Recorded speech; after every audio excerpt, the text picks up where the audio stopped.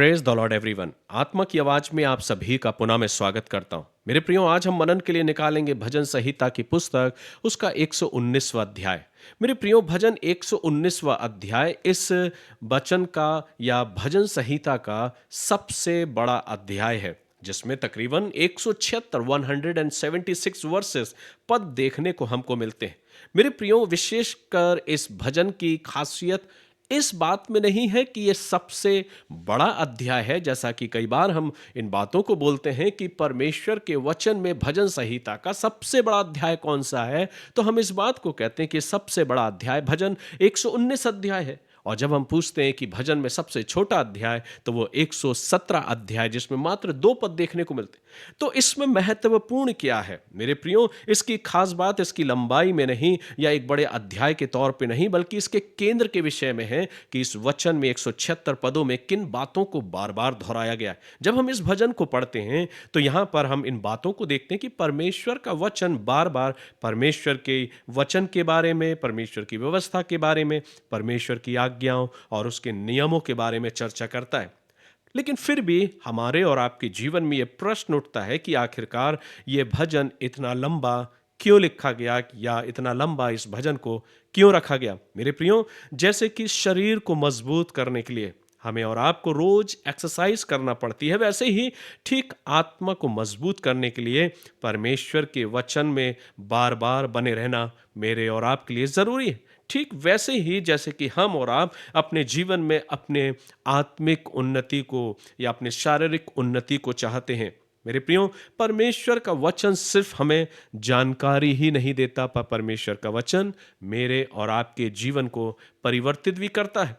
जैसा कि कहा जाता है कि जब हम बार बार रिपीट करते हैं, बार बार हम परमेश्वर के वचन का मनन करते हैं, तो अपने आप ही जो रिपीटेशन है परमेश्वर के वचन का, वो हमारी जिंदगियों में एक ट्रांसफॉर्मेशन लेकर आता है, एक नए परिवर्तन को लेकर आता है, और हम परमेश्वर के वचन में आगे बढ़ते जाते हैं। जब हम इस भजन को पढ़ते हैं, इस वचन को पढ़ते हैं, इस भजन को पढ़ते हैं, तो ये वचन मुझसे और आपसे इन बातों को कहता है कि क्या ही धन्य है वे जो चाल के खरे हैं और यहोवा की व्यवस्था पर चलते हैं। क्या ही धन्य वे जो उसकी चितौनियों को मानते हैं और पूर्ण मन से उसके पास आते हैं। सो मेरे प्रियो, जब इस वचन का आप मनन और चिंतन करेंगे तो इन बातों को हम देखते हैं कि भजनकार परमेश्वर के वचन के बारे में लिखा है 10वें और 11वें पद में कि मैंने तेरे वचन को अपने हृदय में रख छोड़ा है कि तेरे विरुद्ध पाप ना करूं।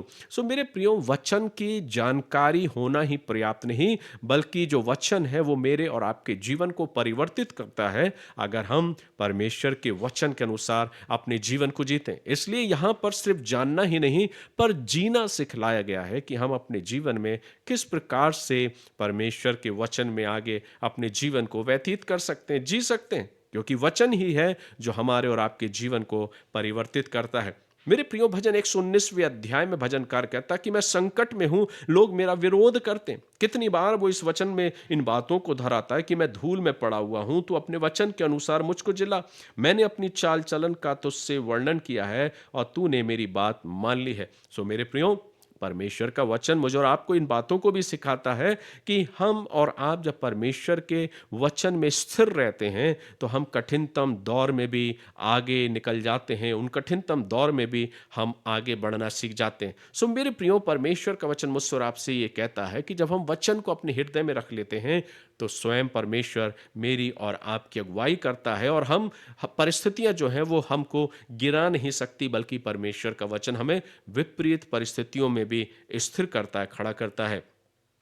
इस वचन का सबसे महत्वपूर्ण जो पद है, अक्सर हम भजन 119 और उसके 105वें पद का हम तकरीबन कई बार मनन और चिंतन करते हैं। जब हम इस वचन को पढ़ते हैं तो लिखा, तेरा वचन मेरे पाँव के लिए दीपक और मेरे मार्ग के लिए उजियाला है। तो कई बार हम इस वचन को जब पढ़ते हैं भजन 119, तो उसके 105 पद को हम जरूर पढ़ते हैं, क्योंकि यह वचन मेरे और आपके जीवन को स्पष्ट करता है। बेशक वो मुझे आने वाले भविष्य के बारे में नहीं बता रहा, बट हमारे और आपके जीवन में आने वाले हर एक उन कदम को साफ-साफ प्रदर्शित करता है कि हम साफ-साफ अपने जीवन में आगे चलें, क्योंकि जब हमारा वर्तमान ठीक होगा तभी हम अपने भविष्य को अच्छा कर पाएँगे। इसलिए मेरे प्रियो, हमारे और आपके जीवन में भजन संहिता का जो मनन है 119वां अध्याय, वो मेरे और आपके जीवन के लिए सबसे महत्वपूर्ण है। ये भजन मुझे और आपको सिखाता है कि हम परमेश्वर के वचन में, परमेश्वर के प्रेम में, उस परमेश्वर की आज्ञाकारिता में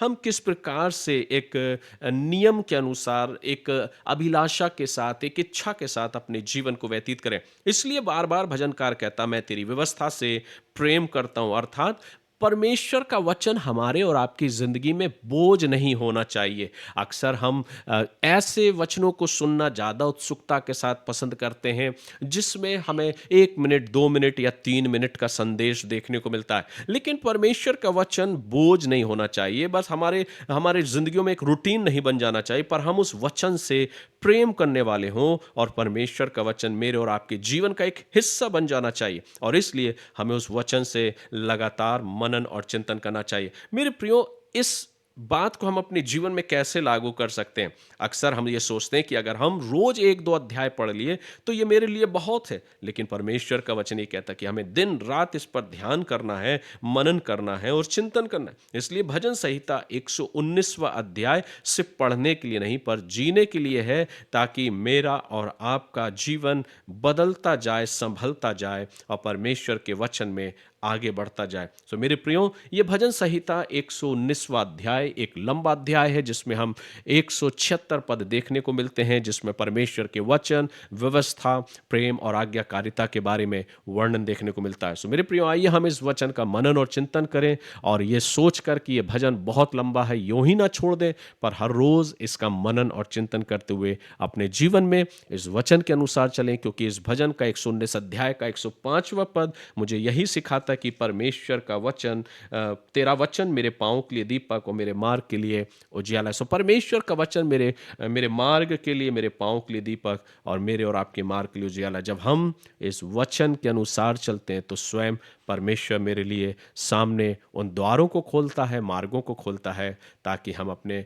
भविष्य में आने वाली उन आशीषों को पाने पाए। मैं आशा करता हूं कि आज के वचन के द्वारा आपने जरूर आशीष को पाया होगा। सो आप प्रार्थना करें, वचन में बने रहें और प्रभु की आशीष को अपने जीवन में यूं ही पाते जाएं। प्रभु इन वचनों के द्वारा आप सभी को आशीष दे। God bless you.